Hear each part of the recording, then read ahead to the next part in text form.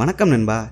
இந்த வீடியோவில் lithium ion versus lithium ferrophosphate இந்த ரெண்டு பேட்டரியும் கம்பேர் பண்ணி பார்க்க போகிறோம். வாங்க பார்க்கலாம்.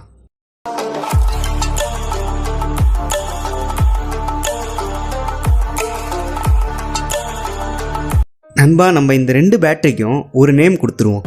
அப்போ தான் நமக்கு டிஃப்ரென்ஷியேட் பண்ணும்போது கொஞ்சம் ஈஸியாக இருக்கும். இந்த லித்தியம் அயன் பேட்டரி இருக்குல்ல, இதுக்கு ஜெர்ரி அப்படின்னு ஒரு பேர் கொடுக்கலாம். இந்த ஃபெரோபாஸ்பேட் பேட்டரி இருக்குல்ல, இதுக்கு டாம் அப்படின்னு சொல்லிட்டு ஒரு பேர் கொடுக்கலாம். என்னடா இவன் டாம் அண்ட் ஜெர்ரின்னு சொல்லிட்டு விளையாடுறான்னு பார்க்குறீங்களா? இதுக்கு ஒரு காரணம் இருக்குது. அது போக போக உங்களுக்கே தெரியும். ஏன்னா இதோட ப்ராப்பர்ட்டிஸை வச்சு தான் நான் இந்த டாம் அண்ட் ஜெர்ரின்னு சொல்லிட்டு டிஃப்ரென்ஷியேட் பண்ணியிருக்கேன். இப்போ இந்த டாம் அண்ட் ஜெர்ரியை கம்பேர் பண்ணி பார்க்கலாம். அதாவது லித்தியம் அயன் அண்ட் ஃபெரோபாஸ்பேட்டை கம்பேர் பண்ணி பார்க்கலாம். இதுக்கு முன்னாடி இந்த லித்தியம் அயன் பேட்டரியை பற்றி நம்ம செப்பரேட்டாக ஒரு வீடியோ போட்டிருந்தோம். இந்த வீடியோவை பார்க்காதவங்க மேலே ஐ பட்டனில் கொடுக்குறேன். அதை ஒரு தடவை பார்த்துட்டு வந்தீங்கன்னா உங்களுக்கு ஒரு சின்ன கிளாரிட்டி கிடைக்கும். அதுக்கப்புறம் இந்த வீடியோ பார்த்தீங்கன்னா உங்களுக்கு ஈஸியாக புரியும். இப்போது லெஃப்ட் சைடில் ஜெர்ரி இருக்கார், அதாவது லித்தியம் அயன். ரைட் சைடில் டாம் இருக்கார், இவர் ஃபெரோபாஸ்பேட். இப்போது டாம் இருக்குது, ஜெர்ரியும் இருக்குது. ரெண்டு பேரில் யாருக்கு பவர் அதிகம்? ஜெர்ரி எப்போவுமே ரொம்ப சுறுசுறுப்பாக இருக்கும். டாமால் அதை ஒரு நாளும் பிடிக்க முடியாது. இந்த ஜெர்ரியோட கேரக்டர் மாதிரி தான் லித்தியம் அயன் பேட்டரியோட கேரக்டர் இருக்கும்.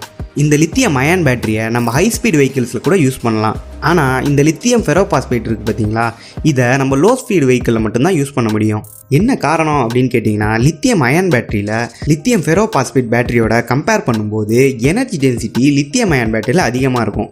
இதுவே லித்தியம் ஃபெரோபாஸ்பேட்டில் எனர்ஜி டென்சிட்டி கம்மியாக இருக்கும். இதனாலேயே இதை ஹை ஸ்பீட் வெஹிக்கிளில் யூஸ் பண்ண முடியாது. இது உங்களுக்கு புரிகிற மாதிரி சொல்லணும்னா 1 kg லித்தியம் அயன் பேட்டரி எடுத்துக்கலாம். அதே மாதிரி ஃபெரோபாஸ்பேட் பேட்டரியை 1 kg எடுத்துக்கலாம். இப்போது லித்தியம் அயன் பேட்டரி 1 kgக்கு 300 to 400 வாட்ஸ் வரைக்கும் பவரை கொடுக்கும். ஆனால் லித்தியம் ஃபெரோபாஸ்பேட் பேட்டரி 1 kgக்கு 100 to 150 வாட்ஸ் மட்டும்தான் பவரை கொடுக்கும். அப்போது ஒரு lithium ion battery equal to 3 or 4 lithium ferrophosphate. இப்படி இருந்தால் என்ன ஆகும்னு பார்த்தீங்கன்னா, லித்தியம் அயன் பேட்டரியை ஸ்டோரேஜ் பண்ணுறதுக்கு நமக்கு ஸ்பேஸ் கம்மியாக இருந்தால் போதும். இதுவே லித்தியம் ஃபெரோபாஸ்பேட் பேட்டரி யூஸ் பண்ணாக்கா ஸ்பேஸ் கன்சம்ஷன் அதிகமாக இருக்கும். லித்தியம் அயன் பேட்டரி இருக்குல்ல, இதில் கோபால்ட்டை கேத்தோடில் யூஸ் பண்ணியிருக்காங்க. இந்த கோபால்ட் இருக்குல்ல, இது என்வரான்மெண்ட்டுக்கும் சரி ஹியூமனுக்கும் சரி ரொம்ப ஒரு டாக்ஸிக்கான மெட்டீரியல். ஆனால் இந்த லித்தியம் ஃபெரோபாஸ்பேட் நான் டாக்ஸிக், அதே சமயம் ரீசைக்கிளும் ஈஸியாக பண்ணிக்கலாம். லித்தியம் அயன் பேட்டரியில் பார்த்தீங்கன்னா ஹீட் அதிகமாகவும் அதே சமயம் ஃபயர் அண்ட் பிளாஸ்ட் ஆகிறதுக்கும் அதிக சான்ஸ் இருக்குது. ஆனால் லித்தியம் ஃபெரோபாஸ்பேட் பேட்டரியை பார்த்தீங்கன்னா ஹீட் அண்ட் ஃபயர் ரெசிஸ்டன்ஸ், இந்த ரெண்டு ப்ராப்பர்ட்டியும் இந்த லித்தியம் ஃபெரோபாஸ்பேட் பேட்டரிக்கு உண்டு. Lithium ion battery 1000 to 2000 cycle வரைக்கும் ரீசார்ஜ் பண்ணிக்கலாம்.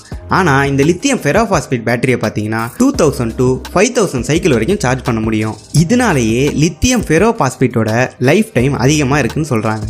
லித்தியம் ஃபெரோபாஸ்பேட் பேட்டரியை பார்த்தீங்கன்னா 100% சார்ஜில் அது எப்படி பர்ஃபார்மன்ஸ் பண்ணுதோ அதே மாதிரி 20% சார்ஜ் இருக்கும்போதும் அதே பர்ஃபார்மன்ஸை குறைக்காமல் நமக்கு டெலிவரி பண்ணும். ஆனால் இந்த லித்தியம் அயன் பேட்டரியில் அந்த மாதிரி பர்ஃபார்மன்ஸை நம்மளால் எதிர்பார்க்க முடியாது. இந்த லித்தியம் அயன் பேட்டரி ஃபாஸ்ட் சார்ஜிங்க்கு ஈஸியாக சப்போர்ட் பண்ணும். என்ன கேட்டிங்கன்னா, ஃபாஸ்ட் சார்ஜிங்கை உங்களால் முடிஞ்ச வரைக்கும் அவாய்ட் பண்ணிவிடுங்க. அப்போ தான் பேட்டரியோட லைஃப் இம்ப்ரூவ் ஆகும். லித்தியம் அயன் பேட்டரியோட கம்பேர் பண்ணும்போது லித்தியம் ஃபெரோபாஸ்பேட் பேட்டரியோட காஸ்ட் ரொம்ப கம்மி. அது ஈஸியாகவும் உங்களுக்கு கிடச்சிரும். இந்த லித்தியம் அயன் பேட்டரி யூஸ் பண்ணுற வெஹிக்கிள்ஸ் அப்படின்னு பார்த்தீங்கன்னா ஹீரோ, சிம்பிள் ஒன், ஓலா இந்த மாதிரி வெஹிக்கிள்ஸில் யூஸ் பண்ணுறாங்க. இதே ஃபெரோபாஸ்பேட் யூஸ் பண்ணுறவங்க அப்படின்னு பார்த்தீங்கன்னா ஓசோடெக், ஃபிலியோ இந்த மாதிரி வெஹிக்கிள்ஸில் இந்த பேட்டரியை யூஸ் பண்ணுறாங்க. நம்ம பழைய வீடியோவில் போட்ட அதே கால்குலேஷனை திரும்ப மிஸ்டர் எக்ஸ் அப்படின்னு ஒரு பர்சன் டெய்லியும் ஒரு நாளைக்கு 30 கிலோமீட்டர் வரைக்கும் ட்ராவல் பண்ணுறாரு. அப்படின்னா 1 மந்த்துக்கு 900 கிலோமீட்டர் வரைக்கும் ட்ராவல் பண்ணுவார். அப்போ 1 இயருக்கு 10,800 கிலோமீட்டர் வரைக்கும் ட்ராவல் பண்ணுவார். இப்போ நீங்கள் ஆவரேஜாக ரேஞ்ச் உள்ள ஒரு பைக் வாங்குறீங்க, ஒரு 150 கிலோமீட்டர் அப்படின்னு வச்சுக்கலாம். இந்த 150 கிலோமீட்டர் ரேஞ்சு கொடுக்கக்கூடிய பைக்கை நீங்கள் வச்சுருக்கீங்க அப்படின்னா ஒரு நாளைக்கு நீங்கள் 30 கிலோமீட்டர் வரைக்கும் ட்ராவல் பண்ணுவீங்க. அப்படின்னா இந்த 150 கிலோமீட்டரில் நீங்கள் 5 நாள் வரைக்கும் சார்ஜ் போட தேவையில்லை. அப்போது ஒரு மந்த்துக்கு 6 தடவை தான் சார்ஜ் போடுவீங்க.